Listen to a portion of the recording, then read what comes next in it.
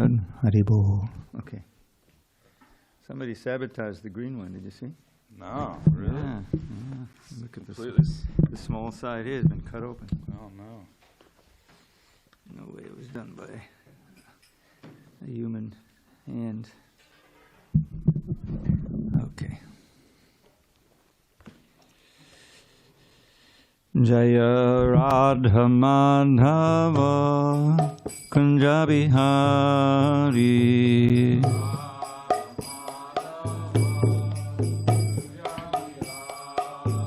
Jaya Radha Madhava Kunja Bihari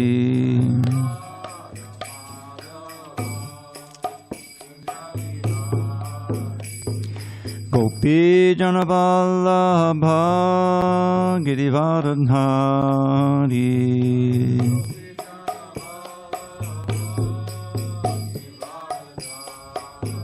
Jaya Gopi Janavallabha Girivardhari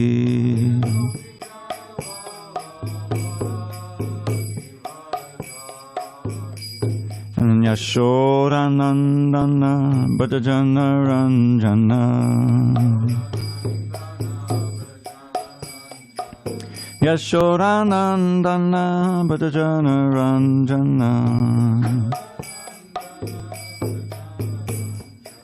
Yamana Tiravanachari Yamuna Tiravanachari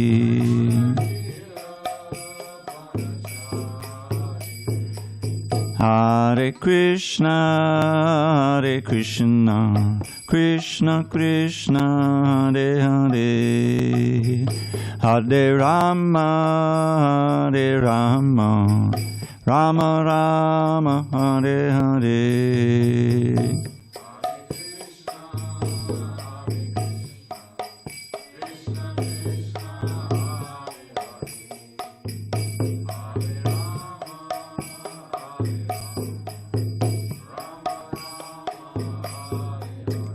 Hare Krishna,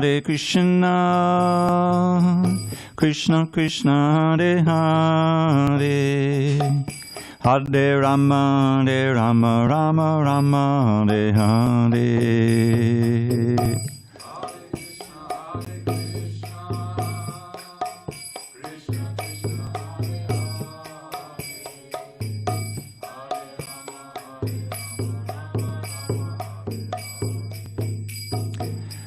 Jaya Radha Madhava Kunja Bihari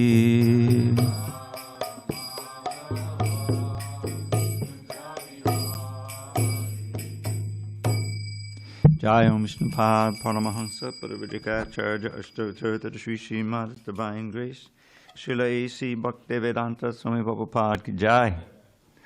ISKCON BBT Founder Acharya Srila Prabhupada Ki Jai. Jai Om Vishnupad Paramahansa Parajikacharya Ashtottara Sri Srimad Divine Grace Srila Bhakti Siddhanta Saraswati Thakur Ki Jai. Ananta Koti Vaishnavinda Ki Jai. Namacharya Srila Haridas Thakur Ki Jai. Srimad Bhagavad Gita Ki Jai. Samaveda Bhaktavinda Ki Jai. All glories to the assembled devotees. All glories to the assembled devotees. All glories to the assembled devotees. All glories to Shri Guru and Gauranga.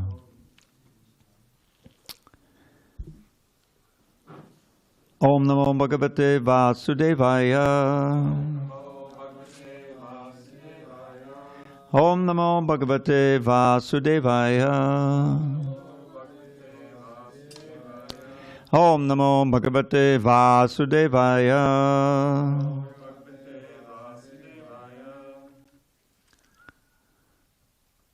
On this 13th day of October 2025 in San Diego, we're reading from Srimad Bhagavad Gita as it is, translation and commentary by His Divine Grace A.C. Bhaktivedanta Swami Prabhupada. And we are in chapter 10, The Opulence of the Absolute, text 15 at the top of page 438.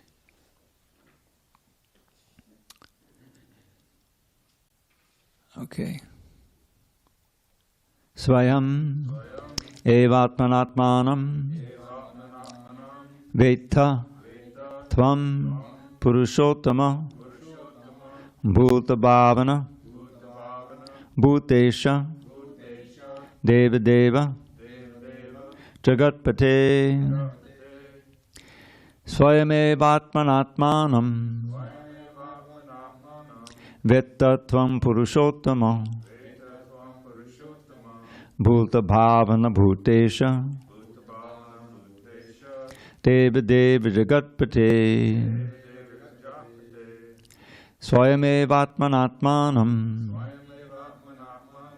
Vettatvam Purushottama Bhuta Bhavana Bhutesha Deva Deva Jagatpate Swayamevatmanatmanam Vettatvam Purushottama Bhuta Bhavana Bhutesha Deva Deva Jagatpate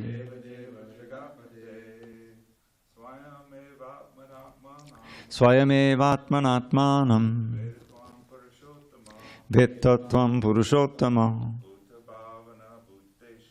Bhuta Bhavana Bhutesha Deva Deva Jagatpate. Joseph. Swayamevatmanatmanam Vettatvam Purushottama Bhuta Bhavana Bhutesha Deva Deva Jagatpate Swayamevatmanatmanam Vettatvam Purushottama Bhuta Bhavana Bhutesha Deva Deva Jagatpate. You want to try it, Louis? Swayamevatmanatmanam Vettatvam Purushottama Bhuta Bhavana Bhutesha Deva Deva Jagatpate. Anyone online? It's not. Swayam personally, eva certainly, atmana by yourself, atmanam yourself, veta no. Tvam you, purusha uttama, O greatest of all persons, bhuta bhavana, O origin of everything, bhuta isha, O Lord of everything, deva deva, O Lord of all demigods, jagatpate, O Lord of the entire universe. Arjuna says to Krishna, indeed you alone know yourself by your own internal potency, O Supreme Person, origin of all, Lord of all beings, God of all gods, Lord of the universe. Purport. The Supreme Lord, Krishna, can be known by persons who are in a relationship with him through the discharge of devotional service, like Arjuna and his followers. Persons of demonic or atheistic mentality cannot know Krishna. Mental speculation that leads one away from the Supreme Lord is a serious sin, and one who does not know Krishna should not try to comment on the Bhagavad Gita.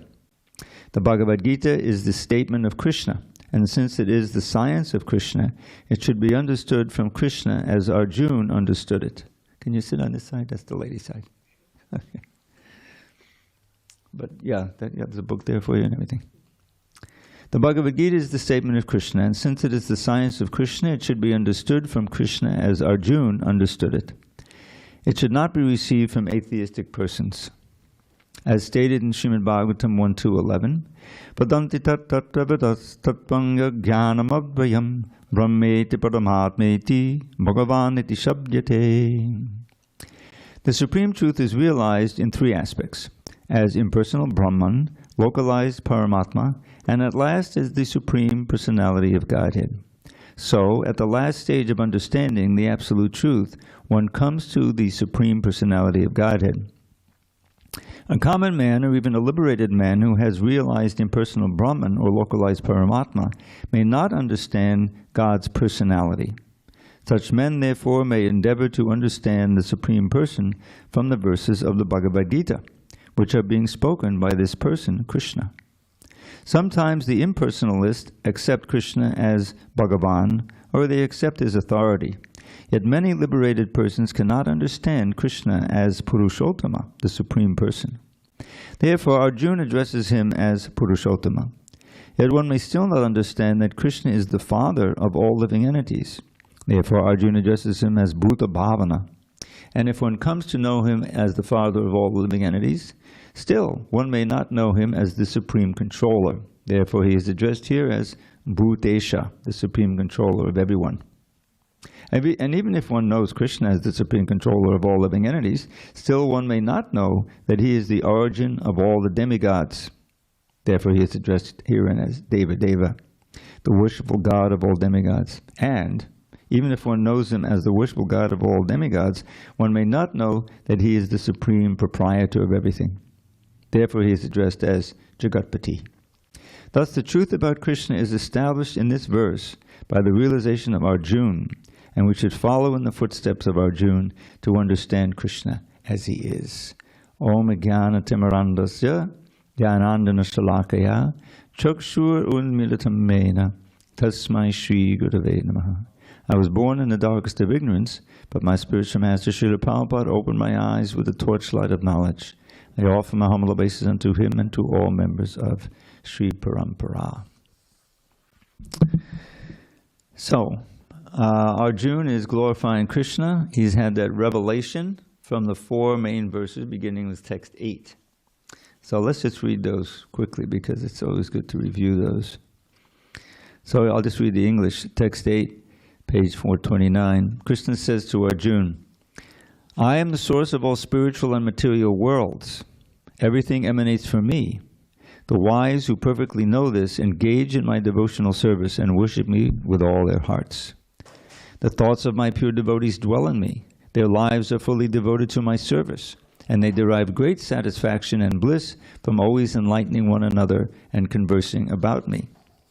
To those who are constantly devoted to serving me with love, I give the understanding by which they can come to me.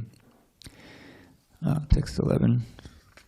To show them special mercy, I, dwelling in their hearts, destroy with the shining lamp of knowledge the darkness born of ignorance. So to this Arjuna, he responds with his verses of understanding. He says, you are the Supreme Personality of Godhead, the ultimate abode, the purest, the absolute truth. You are the eternal, transcendental, original person, the unborn, the greatest. All the great sages such as Narada, Asita, Devala, and Vyas confirm this truth about you. And now you yourself are declaring it to me. So then he says, I totally accept what you say. And then we have the present verse in which Krishna is describing him, because Arjuna is continuing to describe Krishna. So, the idea here is that Krishna is unknowable by any except his devotees. Why is that? Because bhakti means ultimately this awakening, reviving our original loving relationship with Krishna. And that's the whole point of bhakti. It's not just a question of knowledge, of knowing what the Creator is, or where everything comes from, or that I'm made up of these 8 material elements and some spiritual. Knowledge can be a basis for our faith in practicing bhakti, which all ultimately culminates in, as I mentioned, reawakening that original loving relationship we have with Krishna. And that's proportionally he reveals his real nature. It's all a question of revelation. You can have the greatest scientific implements, you can have the greatest intellect, but if you're still focused on yourself, the false ego, that I am this body and things are evolving, and you're looking for ways of enjoying, which can also be a form of enjoyment, of being very intelligent and knowing more than others, and the whole thing, getting famous. So, but bhakti is different from that, and that's why it really starts with this humble surrender, the recognition that we can't really know our relationship with Krishna, we can't really know Krishna or God without this changing our attitude and realizing that we're small. You may remember chapter 4, 434, a very important verse. Vadanti Vidya. Oh God. My God. All right, I'm going to have to review these verses. Tadvidi panipatena pariprashnena sevaya upadekshanti te jnanam jnaninas tattvadarshinaha. Tadvidi, you can know him by this process. You have to search out his representative. It's like that. What's that phrase? Love me, love my dog. You know, Prabhupada would quote that sometime. You know, and sometimes on my walks, I see people with these dogs. You know, and I'll make a comment about the dog, and people appreciate that. If I say good morning, sometimes I get a good morning from the human beings, but if I say something nice about the dog, oh, then they really appreciate it. I made one joke. I'm sorry, folks, but this. He had a dog who was really busy sniffing out different things. You know, I mean that's what a lot of them do. They're looking for that ideal place where they can pass. So suddenly a word came to me. Significant. So I told the guy, he's looking for, you know, he found so many significant odors there, and they're significant. He said, "What is that?" And I did it again. And he laughed. He couldn't. I saw him again the next day, and he asked me to say the word again. Sorry, I had to share that. But the point is that, you know, in one sense, it's a tragedy, because these people have got, they're obviously attached to these dogs. And that could easily bring you back as the dog next life. Because it's really your most prominent thought, what you're really into, that's going to determine what you think of at the time of death. And they spend, you know, these precious morning hours when they could be sleeping, they're going out with the dog. And you know, they develop an affection for the dog. There's no question about it. I had a dog when I was a kid. I was really broken up when she died, Shaggy. And forgive me, but I was walking back one day to my apartment, the same one I've been in for 25 years. And this Cocker Spaniel type dog, you know, came running up to me and was like, and I said, "Oh my God, maybe this is Shaggy reincarnated." She seemed to know me. You know? It's not impossible. Anyway, but you know, that's why it's anyway.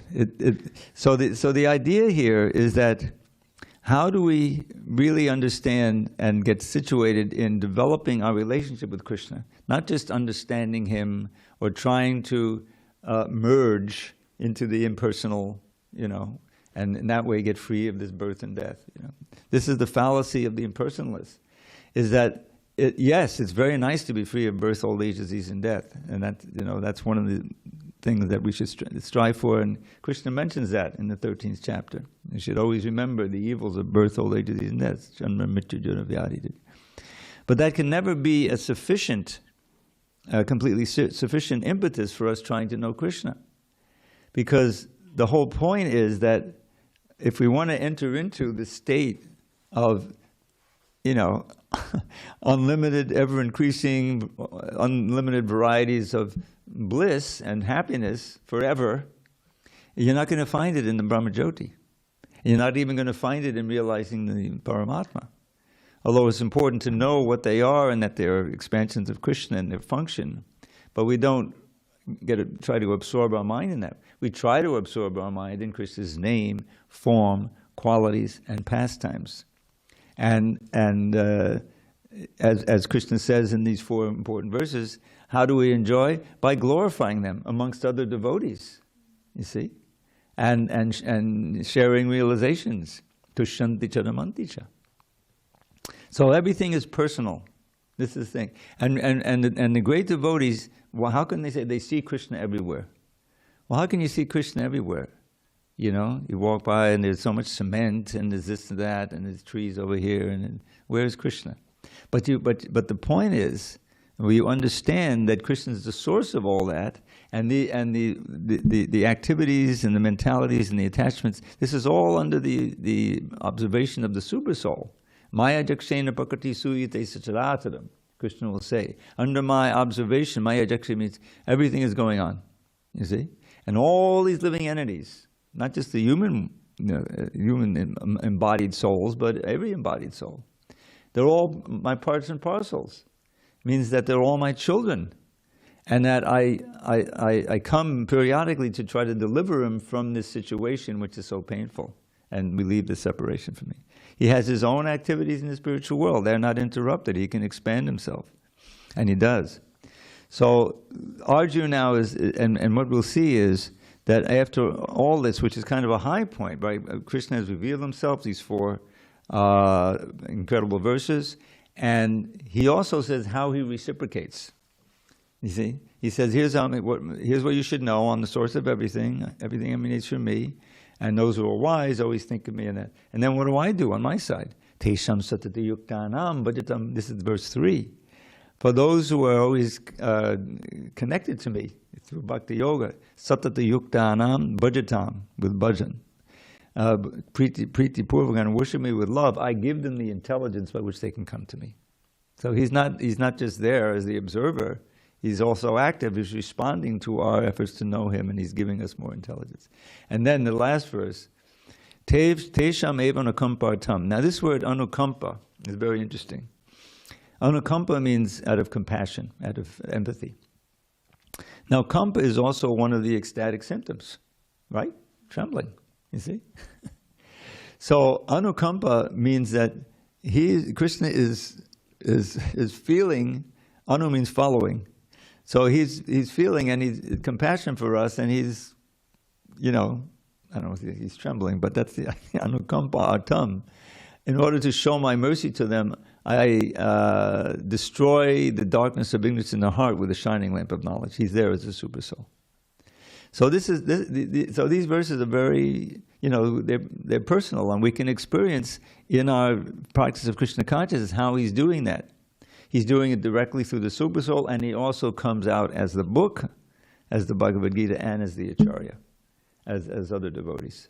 He's teaching us, the great souls. And if we take advantage of these facilities, then we'll feel ourselves becoming more and more Krishna conscious, and less put upon by the material energy, more able to be tolerant and to be dhira. Dhira means self-controlled and sober.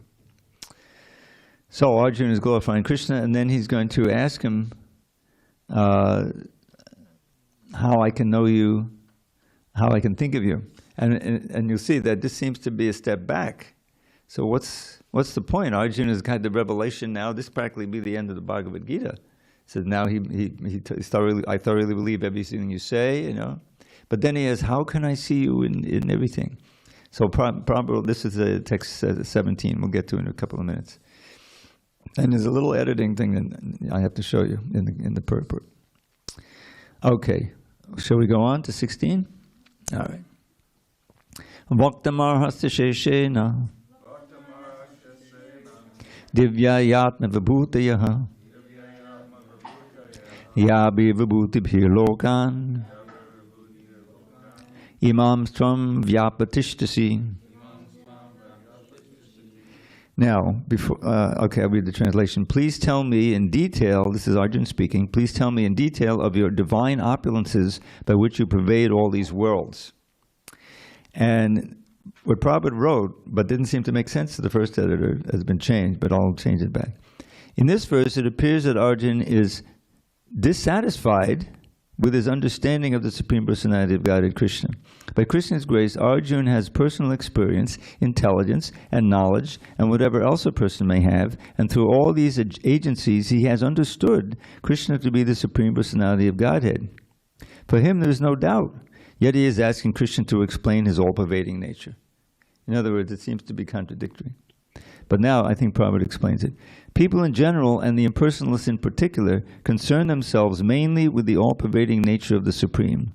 So Arjuna is asking Krishna how he exists in his all-pervading aspect through his different energies.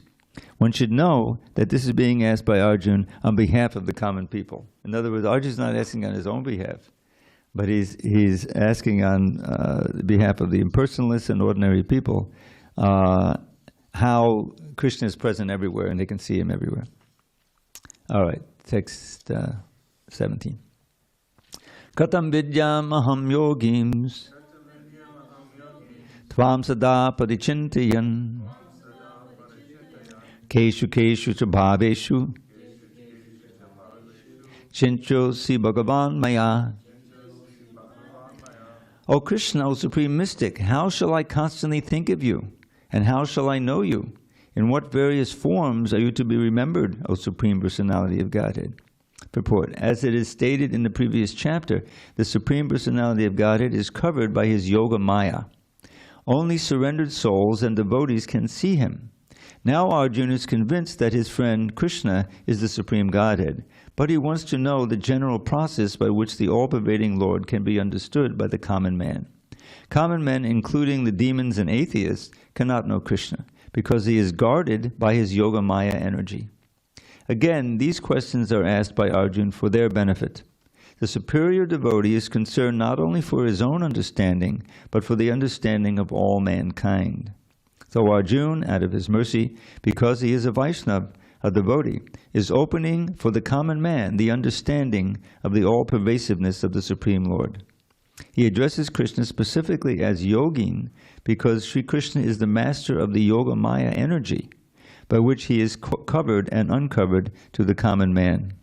The common man who has no love for Krishna cannot always think of Krishna. Therefore, he has to think materially. Arjuna is considering the mode of thinking of the materialistic persons of this world. The words keshu keshu cha bhavena refer to material nature. The word bhava means physical things. Because materialists cannot understand Krishna spiritually, they are advised to concentrate the mind on physical things and try to see how Krishna is manifested by physical representations. So this comes up also in the Bhagavatam, the second canto. There's a chapter near the beginning, I think chapter 2, the first step in God realization. And it more or less describes what we call the universal form. So that when you see the ocean, you don't just see the ocean. You remember, Krishna says, of bodies of water, I am the great ocean, and the ocean is so powerful and vast, like that. And of the moon and the sun, those are my eyes, So in its essence, you start to see God in nature. And in fact, chapter 7 gives a general principle about that. Bhuma, Apa, Anana, Vaya. He lists the 7 material energies in the progressively more subtle form. Earth, water, fire, air, ether, which is space, mind, intelligence, and ego. And these are all inanimate, you see. But they're the building blocks for everything we see. You can go through, in the world or in this room or anywhere you are, and you're not going to see anything but a combination of those things. And indeed, you look in the mirror, and you're seeing that same thing, you see. So, and then he says, but these are the apare mitastranyam prakarnim vidhime param. Besides these apara, non-transcendental energies, these are all material, there is the para prakriti, which are the living entities. That's us. We're the spiritual element in this world. And it's true everywhere you look. There's this tree. When I make my walk up, I see these trees, and one of them seems to be taller than the others. It's just, it's like these trees here, but he has a little tuft at the top. Others have a little more, and he's just tough, but he makes up for it by being taller than the others, And so I'm saying, here's this tree, and there's a soul in there. There's a soul in there. What kind of consciousness can he have, Is it going to be sunny today? I don't know, There's no real thought going on, but it's the same soul as us. But that soul is more covered, and there's no chance that he can really understand. But the soul will progress up, In other words, he'll come up to the next plant or something, and gradually he'll come up and up and up, and reach the human form. And then, in the human form, we have to take advantage of it. This is the whole thing. And this verse you've heard me chant before, but there's many like it. Labdva sudurlabamidam bahusam bhavante manushyamata damanitsamapiya dhira turnam yateta nabateda namityava nikshe yasaya vishaya kolasarvatakshyat. So having attained, after many, many births, bahusam bhavante, this Sudurlabham, Labdva Sudurlabham idam bahusambhavanti, very rare human form of life. Manusham, like the human being, the same word, man. Artadam, very key word. It means it can give you the ultimate value of life. Artha means something valuable. In that famous phrase, Dharma Artha Kama Moksha, it means wealth, it means money, you see. But money is not really the valuable thing in this world. What's really valuable is your development of the consciousness that will take you back to Godhead. That's really valuable. And so only human beings can do that. Artadam. Dam means to give. Artha means value. But like all forms, it's temporary. Anitya. But anityam. So although it's so valuable, it's temporary like all other forms. Therefore, one has to be dhira. Now this word dhira comes up in several verses right at the beginning of Lord Krishna's instructions in the 2nd chapter. He says, what could be a more famous verse than this? Dehi nosmin yata dehe kaumaram yovanam jaratata dehantara praptir dhiras tattva namuyati. So he's trying to get Arjuna to get out of this funk and to become the enthusiastic warrior that he really should be. So this verse is meant for him. So he says this verse, which is such a great verse, because anyone who really thinks about it will begin to say, yeah, it makes sense, transmigration of the soul. Otherwise, you can doubt it, because it's not so obvious. So here he says, just as the embodied soul passes through childhood, kaumaram, yovanam, and then youth, and then adolescence, middle age, and so on and on. Kaumaram, yovanam, jara, to old age. The soul similarly attains another body after death. And then he says, the sober person, the dhira, is not bewildered by such a change. Now before that, Prabhupada said sober, but they changed it to the self-realized soul. And that means the soul, if he's self-realized, then he'll be dhira, when he leaves, calm. But that was a mistake, because it's not referring to the soul who's transmigrating who has to be dhira. It's to Arjuna who's watching. He was one who was upset by the death of Bhishma Deva and the death of Dronacharya and all the others who he loved. In other words, he was more or less on the bodily platform. You see what I'm saying? So dhira tattva namuyati. The self-realized soul who's watching this is not bewildered, not upset, because he knows, especially in this case of Bhishma and Drona, they're going to get great next bodies, go back to Godhead.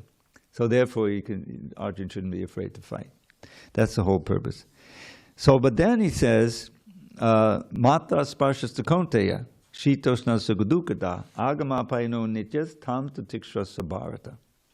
That I know that it's painful to contemplate the death, especially if you're causing them of your beloved grandfather figure. He wasn't a real grandfather, but he served as a grandfather. Bhishma famously had no children; he didn't marry.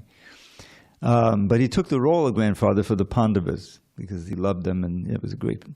And so Matra Sparsha. So here he's saying that by the touch of the body to things, and the cold and heat comes and goes. The painful. It can be.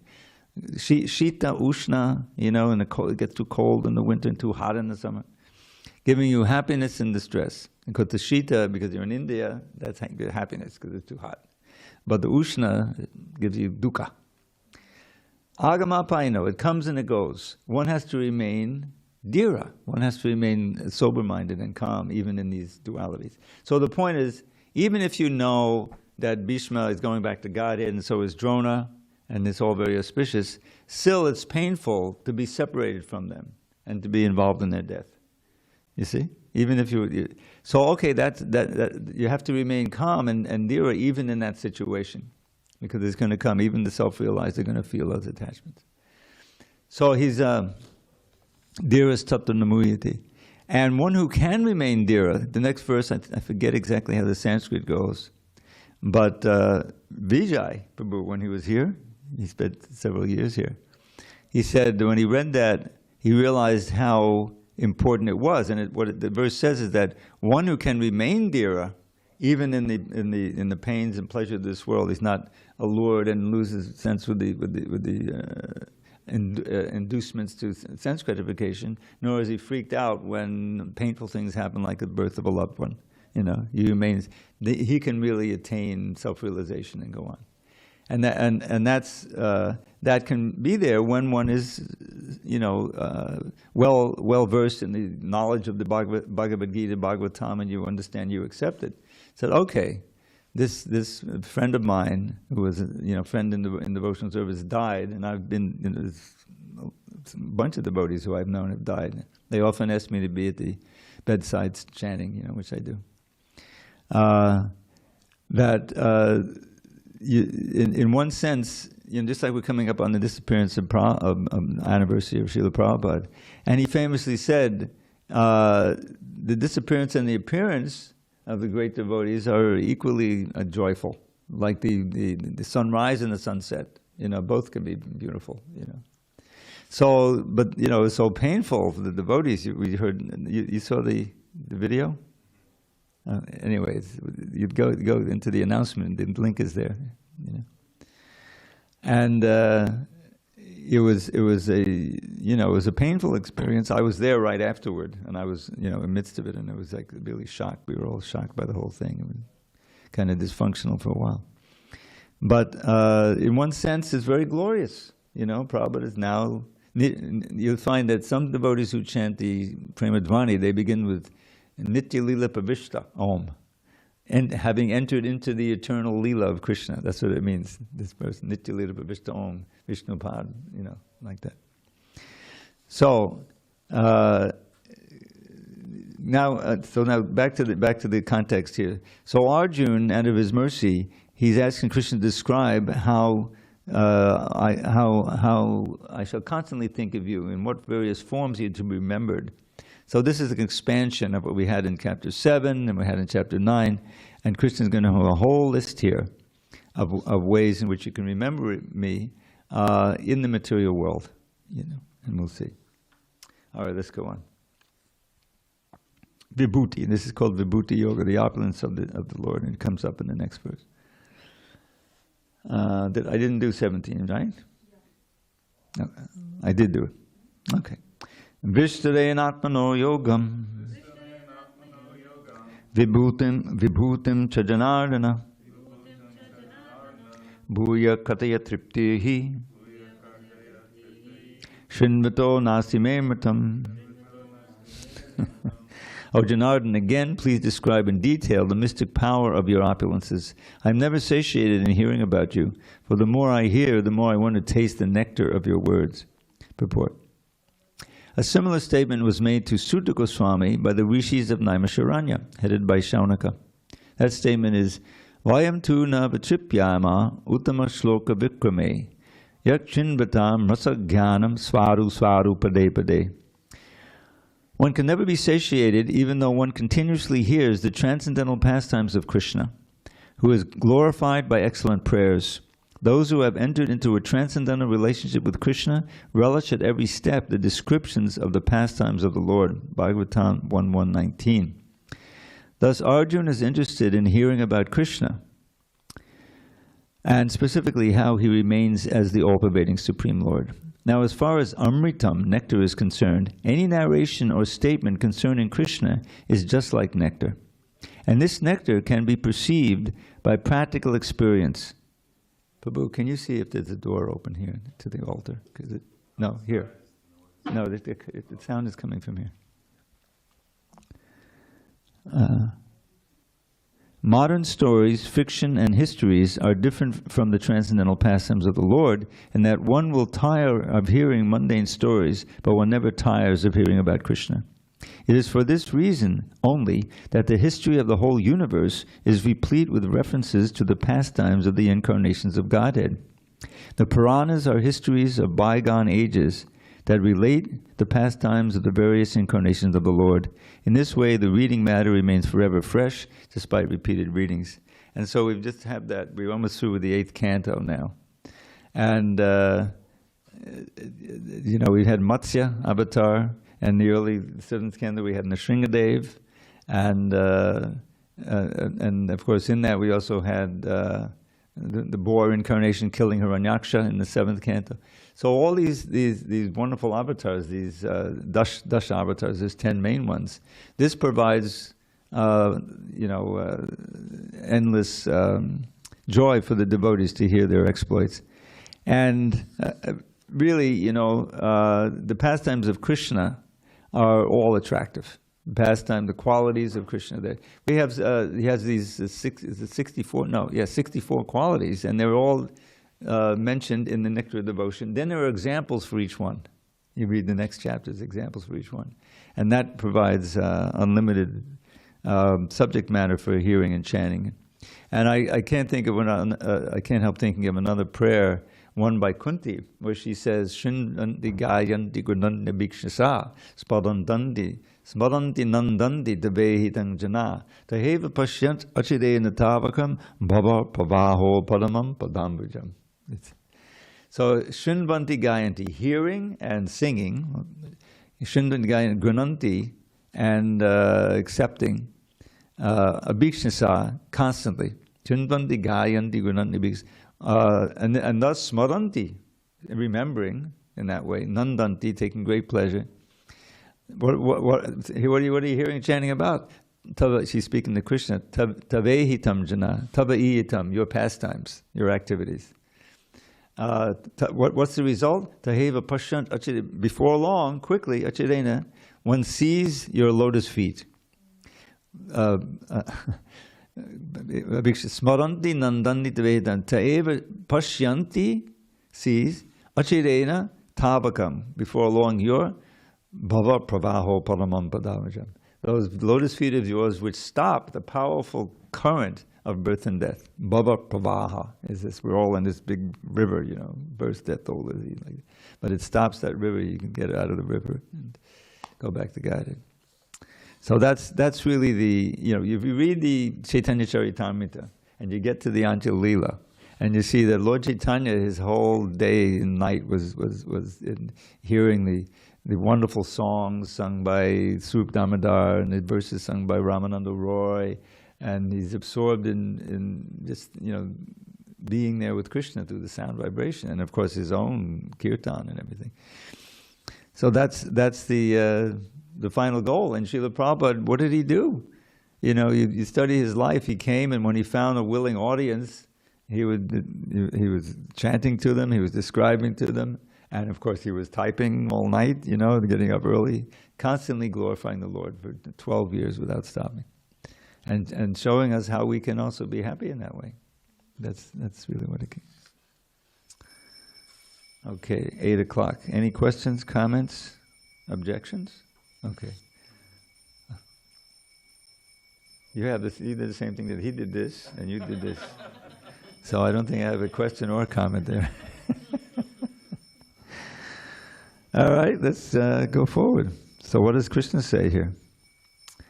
Shri Bhagavan Vacha Hantate Kachayashyami Divya Yatma Vibhutayaha Padhanyatak Kuru Shreshta Nastyanto Vistarasya Me. You notice that word Vibhutaya there, that's the theme of the chapter. It's called Vibhuti Yoga. The glories and powers and things. The Supreme Personality of Godhead said, yes, I will tell you of my splendorous manifestations, but only of those which are prominent, O Arjuna, for my opulence is limitless. Purport. It is not possible to comprehend the greatness of Krishna and his opulences. The senses of the individual soul are limited and do not permit him to understand the totality of Krishna's affairs. Still, the devotees try to understand Krishna, but not on the principle that they will be able to understand Krishna fully at any specific time or in any state of life. Rather, the very topics of Krishna are so relishable that they appear to the devotees as nectar. Thus, the devotees enjoy them. In discussing Krishna's opulences and his diverse energies, the pure devotees take transcendental pleasure. Therefore, they want to hear and discuss them. Krishna knows that living entities do not understand the extent of his opulences. He therefore agrees to state only the principal manifestations of his different energies. The word pradhanyata, principle, is very important because we can understand only a few of the principal details of the Supreme Lord, for his features are unlimited. It is not possible to understand them all. And vibhuti, as used in this verse, refers to the opulences by which he controls the whole manifestation. In the Amarakosha dictionary, it is stated that vibhuti indicates an exceptional opulence. The impersonalist or pantheist cannot understand the exceptional opulences of the Supreme Lord, nor the manifestations of his divine energies. Both in the material world and in the spiritual world, his energies are distributed in every variety of manifestations. Now Krishna is describing what can be directly perceived by the common man. Thus, part of his variegated energy is described in this way. So, I think it's interesting because you read Prabhupada's book for a while, and this kind of just, certain words that he uses are used in a certain way, and when you understand that, you realize that, well, this is not something you may find in the dictionary. And one of those words is opulence. Opulence means having wealth. It doesn't mean an opulence. Opulence is not that way in English. But it is in Prabhupada's vocabulary.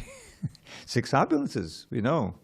Strength and knowledge and renunciation and beauty and fame and power, whatever. Anyway. So it's just Prabhupada's, I'm sure that it'll be in the English dictionaries before long like that. Anyway, I'll do everything in my power to see that happen. Okay, so he's going to go again into a list. He's going to start in a list. And some of these are, just I am the Atma and everyone and so forth. And some of them is we can say, Uchaishavasam, of horses know me to be Uchaishava, produced during the churning of the ocean of nectar. And of lordly elements, I am Airavata, Indra's mount, and he's very important, like that. So the best of everything. Hare Krishna, welcome. So that's the whole thing of of the most beautiful and the most attractive and the strongest and even the funniest. You find that's Krishna. That's a manifestation of Krishna. So it's a way of seeing him everywhere. That's the whole idea. All right, you ready to start the list? Then we'll have a few poems. Okay, first he starts with the Vedas. No, Adityas. I'm sorry. Adityanamaham Vishnu. Are we in the right one, or should I go back to 20? We have to do 20. All right, let's do 20. Aham Atma Gudakesha Sarvabhutashayastitaha Ahamadishcha Madhyamcha Bhutanam Anta Evacha. I am the Supersoul, O Arjuna, seated in the hearts of all living entities. I am the beginning, the middle, and the end of all beings. Page 443. Purport. In this verse, Arjuna is addressed as Gudakesha, which means one who has conquered the darkness of sleep. For those who are sleeping in the darkness of ignorance, it is not possible to understand how the Supreme Personality of Godhead manifests himself in various ways in the material and spiritual worlds. Thus, this address by Krishna to Arjuna is significant. Because Arjuna is above such darkness, the Personality of Godhead agrees to describe his various opulences. Krishna first informs Arjuna that he, Krishna, is the soul of the entire cosmic manifestation by dint of his primary expansion. Before the material creation, the Supreme Lord, by his plenary expansion, accepts the Purusha incarnation, and from him everything begins. That Purusha is Mahavishnu. He's explained in the next two sentences from now. Therefore, he is Atma, the soul of the Mahatattva, the universal elements. The total material energy is not the cause of the creation. Actually, the Mahavishnu enters into the Mahatattva, the total material energy. He is the soul. When Mahavishnu enters into the manifested universes, he again manifests himself as the Supersoul in each and every entity. We have experienced that the personal body of the living entity exists due to the presence of the spiritual spark. Without the existence of the spiritual spark, the body cannot develop. Similarly, the material manifestation cannot develop unless the Supreme Soul, Krishna, enters. As stated in the Subal Upanishad, Prakrit Yadi Sarva Bhutantar Yami Sarva Sheshi Cha Narayanaha. The Supreme Personality of Godhead is existing as the Supersoul in all manifested universes. The three Purusha avatars are described in Srimad Bhagavatam. They are also described in the Narada Pancharatra, one of the Sattvata Tantras. Vishnu's tu trini rupani purushakyan yato viduhu. The Supreme Personality of Godhead manifests three features as Karanodakashaya Vishnu, Garbhodakashaya Vishnu, and Shirodakashaya Vishnu in this material manifestation. The Mahavishnu, or Karanodakashaya Vishnu, is described in the Brahma Samhita 547. Yak karanarna vajale bhajatisma yoga nidram. The Supreme Lord, Krishna, the cause of all causes, lies down in the cosmic ocean as Mahavishnu. Therefore, the Supreme Personality of Godhead is the beginning of this universe, the maintainer of the universal manifestations, and the end of all energy. I'm not sure what the end of all energy means. I think it means he who destroys everything and then absorbs all the energy. So this is just a little hint of the details of this expansion. We have in the corner there a picture of Mahavishnu breathing out all the universes, and that shows that Krishna is the top. He's the creator of Mahavishnu. So Prabhupada, while describing this on the tape, you can just imagine the caliber of that Mahavishnu. He's breathing out the universes, just this one universe is much bigger than we can conceive of. So they're in kind of seed form, and he's breathing them out, they're coming out of the pores, and they expand all over. And they start to expand. And so then he expands himself further into Garbhodakasha. There's all these Udaka, right? You got Shirodaka, you got Garbhodakasha, and you have Karanodaka. So Udaka means the sea. And which one? The Karana Udaka means the causal ocean, right? And the Garbhodakasha means he's like a fetus in the womb. Because there's the universe, and it's got coverings, 8 coverings. It's just like an egg, actually. And Brahma's egg is called Brahmanda. So there's Garbhodakasha, Vishnu, he's sleeping in Yoga Nidra. But before he goes to sleep, he has to have someplace to sleep on. So he emanates, he fills up half of the universal egg, with water, perspiration. Then he lies down on that, on Sheshanaga. So he's sleeping there. And from his navel grows this stem of the lotus. And on the top of that lotus, Brahma appears. Brahma, who's the creator, the engineer of the universe. But he's a living entity, like us, but he's very powerful. He lives a long, long time. 311 trillion, 40 billion years, on average. And so he doesn't know what's what. He wakes up, there's no father, no mother, he's just lying on his lotus. Everything's dark and quiet. What to do. So he sits there and waits, and after, who knows, it could be thousands of years, but a short time in his life, he hears 3 times this 2-syllable word, Sanskrit. Tapa, tapa, tapa. And he knows, because he's so intelligent, I get it, the hint. I'm supposed to practice austerity. That's what tapa means. So he sits and he starts meditating for a long, long, long time. And then he gets inspired by Krishna in the heart, just like it says in the first verse of the Bhagavatam. Tene Brahma Hridaya Adikavaye. The Brahma here is not Brahma. You have to always keep those, you have to watch out for those long A's. The Brahma is the Vedic knowledge. Adikavaye is Brahma. He's the original poet, the original intellect. We can run over time again. Anyway, to be continued tomorrow, okay? And we have a couple of poems that we can share. So this one is an old favorite. Many of you have heard this before, but it's ever fresh.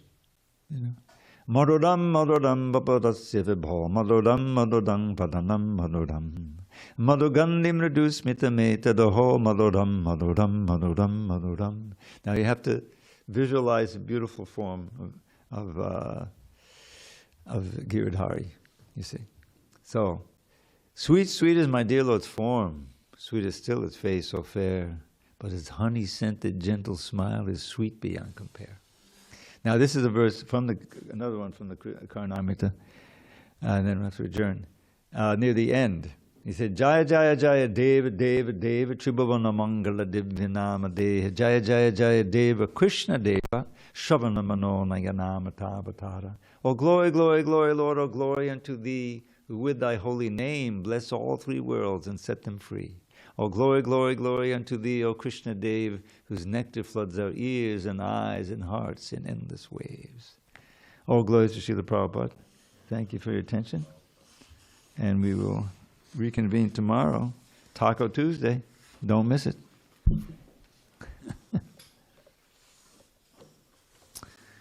All right, so now we're under.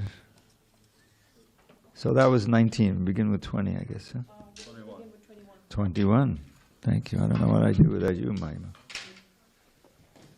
Of course, you would have told me tomorrow.